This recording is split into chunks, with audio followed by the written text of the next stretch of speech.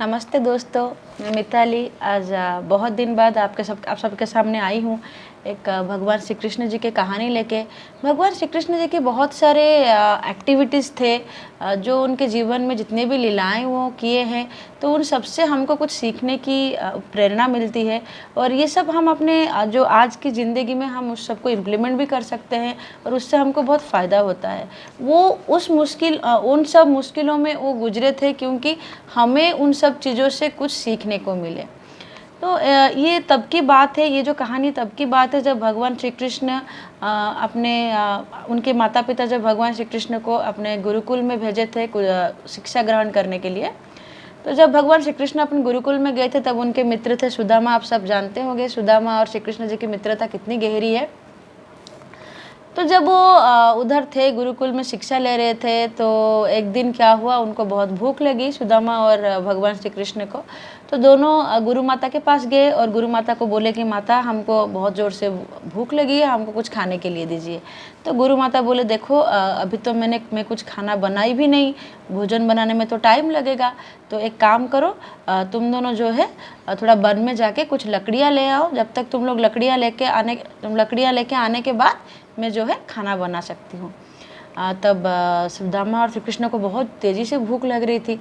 तब गुरु माता क्या किए, उन दोनों को कुछ एक चने की एक पोटली दिए, सुदामा के हाथ में पकड़ा दिए कि बोले कि सुदामा तुम इसको लो और अपने पास रखो, लेकिन जब भूख लगेगी, जब तुम मतलब वन से लकड़ी लाओगे तब तो बहुत भूख लगेगी, तब तुम क्या करना, आधा आधा दोनों खा लेना। तब सुदामा जो है चने की पोटली लेके वो दोनों वन की तरफ निकल पड़े। तो वन में जाने के बाद लकड़ियाँ काटे और सब कुछ ख़त्म हो गया। उसके बाद बहुत तेज़ी से बारिश हुई। जैसे ही तेज़ी से बारिश हुई तब क्या हुआ, तब दोनों आश्रम वापस आ रहे थे। तब दोनों क्या किए, बोले कि इतने बारिश में कैसे जाएंगे, बहुत पूरी तरीके से भीग जाएंगे। तो दोनों जो है आसपास में दो अलग अलग वृक्ष थे, तो दोनों सुदामा एक वृक्ष में चढ़ गए और भगवान श्री कृष्ण एक पेड़ में चढ़ गए। तो चढ़ने के बाद जब सुदामा को तब तुरंत भूख लगी, तो बोले क्या करूं, मैं अपने हिस्से का चना जो है निकाल के खा लेता हूं। तब सुदामा जी क्या किया, आपने जो चने के वो पोटली निकाले और अपने हिस्से का चना खा लिए। तो सोचे कि कृष्ण जब मांगेगा मैं उसका हिस्से का उसको दे दूंगा, तो तुरंत खा लिए। खाने के बाद थोड़े समय और गया, जब बारिश कम ही नहीं, तो फिर सुदामा जी सोचे अरे और भी भूख लगी, थोड़ा कृष्ण के हिस्से से खा लूँ क्या। तब बोले कि चलो थोड़ा सा खाने में क्या प्रॉब्लम है। तो फिर उन्होंने क्या किया, फिर और थोड़ा चना जो है खा लिए। फिर कुछ देर गया, फिर भी बारिश नहीं कम हो रही है। तो सुदामा सोचे कि मुझे तो और भूख लगी, अब क्या करूं। अरे कृष्ण है, मेरा दोस्ती है, उससे क्या है, बाद में तो समझा दूंगा, मैं खा लेता हूँ। और कृष्ण को तो भूख नहीं लगेगी, तो पहुँच ही जाएंगे आश्रम में, तो गुरु माता कुछ बना देंगे। तो वो क्या किए, सारा चना जो है खा लिए। चना तो खा लिए, लेकिन उनके मन में डर था, अगर भगवान श्री कृष्ण चना मांगेंगे तो वो कहाँ से ला के देंगे। तो वही मन ही मन दुआ कर रहे थे कि कृष्णा जो है उनको चना के बारे में ना पूछे। तो जैसे बारिश कम हो गई, दोनों नीचे आ गए। तो थोड़ी दूर चलते ही भगवान कृष्ण पूछे, अरे मित्र सुदामा, मुझे ज़रा चना तो दो, मुझे बहुत तेज़ी से भूख लग रही है, मैंने तो चना खाया ही नहीं जो गुरु माता दिए थे। तब सुदामा जी को बहुत रोना आ गया। तब क्या किया, वो ज़ोर ज़ोर से रोने लगे। रोके तो कृष्ण बोले, मित्र क्या हुआ, अभी तुम रो क्यों रहे हो, मैंने तो बस तुमको चना मांगा। तो फिर सुदामा जी रो रो के बोल रहे हैं कि कृष्णा, मैंने तो वो चना खा लिया, मेरे पास तो अभी वो चना कुछ भी नहीं है। मैं सोचा तुम्हारे लिए मैं रखा भी था कि मैं तुमको दूंगा, लेकिन मुझे इतनी भूख लगी कि मैं खा लिया। तो श्री कृष्ण उसको उनके कंधे पे हाथ रखे और बोले, मित्र सुदामा, तुम इस बात के लिए इतना दुखी मत हो, लेकिन अगर आश्रम में गुरु माता या गुरु जी पूछेंगे तो तुम उधर ज़रूर बताना कि जो चना आपने हमको दिया था हम दोनों ने मिल बांट के खाया। तो सुदामा को बहुत अच्छा लगा, उनको पता था कि भगवान श्री कृष्ण उनको जैसे भी हो उनका साथ ही देंगे। तो ये बात तो इधर हुई, लेकिन जो आश्रम में गुरुजी ये बात को अपने दिव्य दृष्टि से देख लिए। देख के वो तुरंत गुरु माता से बोले, आज जो है सुदामा अपने जीवन में दरिद्रता लिख दिया।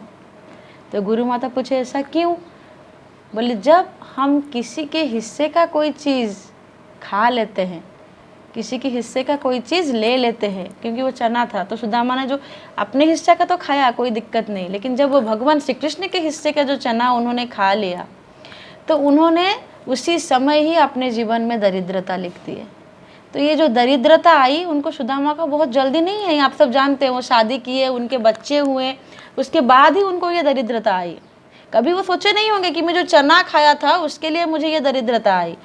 तो जीवन में ये गलती कभी नहीं करना कि हम एक छोटे छोटे काम कुछ करते हैं कि जैसे हाँ ठीक है उसके 2 रुपये तो है, 10 रुपये तो है, मैं ले लेता हूँ।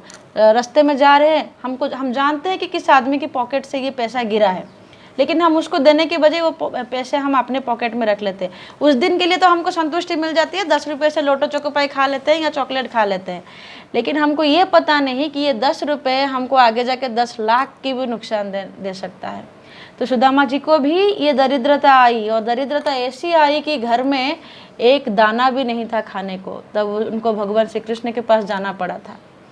तो ये जो कहानी कितना छोटा है, लेकिन इसका जो सारांश है, ये जो हमको जो मैसेज दे रहा है, ये मैसेज कितना महत्वपूर्ण है। आज के ज़माने में प्रॉपर्टी के लिए बच्चे आपस में झगड़ा करते हैं, माँ बाप भी ये सोच नहीं पाते कि हमको किसको प्रॉपर्टी देना चाहिए, किसको नहीं देना चाहिए। मुझे लगता है कि शायद मेरी ये ओपिनियन से बहुत लोग सहमत नहीं होंगे, लेकिन जो मेरा ओपिनियन है, मैं जो सजेस्ट करना चाहूँगी कि as a mother and father उनके सारे बच्चे उनके लिए बराबर है ना, चाहे वो बेटी हो चाहे वो बेटा हो। अगर मेरे मम्मी पापा के 4 बेटियां हैं तो उनके लिए चारों बच्चे सेम होना चाहिए। किसी के 2 बच्चे हैं तो दोनों बच्चे बराबर होने चाहिए, चाहे वो बेटा हो या बेटी हो। और चाहे किसकी पोजीशन अगर बहुत अच्छी हो, किसकी पोजीशन बहुत ख़राब हो, तो मम्मी पापा जो से होते हैं, क्या होता है, उनका झुकाव हो जाता है कि नहीं इसका हालात ठीक नहीं है तो मैं इसको ज़्यादा दूंगा, और इनका हालात ठीक है तो मैं इनको कम दूंगा। ऐसी गलती कभी मत करिए। आप as a mother and father, as a माता पिता, आपको अपने बच्चों को अपनी जो संपत्ति का हिस्सा बराबर बांट के देना चाहिए, क्योंकि तभी जाके आप अपनी माता पिता का धर्म जो है रक्षा कर पाएंगे। क्योंकि माता पिता का धर्म ही इक्वालिटी होता है। अगर देना है तो अपने बच्चों को अच्छे संस्कार दीजिए, ताकि जब बच्चे आगे चल के उनको कभी ज़रूरत होगी, भाई बहन की मदद कर पाए, बहन बहन की मदद कर पाए, बहन भाई की मदद कर पाए। देना है तो क्या देना है हमको? अच्छे संस्कार। अगर आप अच्छे संस्कार देंगे तो आपस में भाई बहन एक दूसरे का मदद कर पाएंगे। मैं प्रॉपर्टी की बात बोली, ऐसे कई सारे चीज़ें हैं। चाहे देखिए सुदामा चना से शुरू किया, उसको कभी ज़िंदगी में सोचा नहीं होगा कि जो मैं कृष्ण के हिस्से का चना खा लिया, मुझे आगे जाके इतना उसका भारी कीमत चुकाना पड़ेगा, है ना। तो इसीलिए मैं तो ये संपत्ति की बात बोली। ऐसे कई सारे चीज़ें हैं, छोटे मोटे गलतियां हम लोग करते हैं। जितना आपका प्राप्य है आप उतना ही लीजिए, किसी दूसरे की प्राप्य को आप छीनने की कोशिश मत करिए। तो मैं उम्मीद करती हूँ कि ये जो मेरी कहानी है ये अच्छा एक मैसेज था मेरे लिए, मुझे बहुत अच्छा लगा, इसलिए मैं आप सबके साथ शेयर करी, और आशा करती हूँ आप सबको भी बहुत अच्छा लगा होगा। तो मेरी ये चैनल को सब्सक्राइब करिए। मैं फिर से आऊँगी एक नई कहानी के साथ जो कि बहुत ही इंटरेस्टिंग रहेगा। और लाइक अगर आपको अच्छा लगे तो इसको लाइक बटन को भी दबाइए, और मुझे बहुत सारा कमेंट्स दीजिए। Thank you.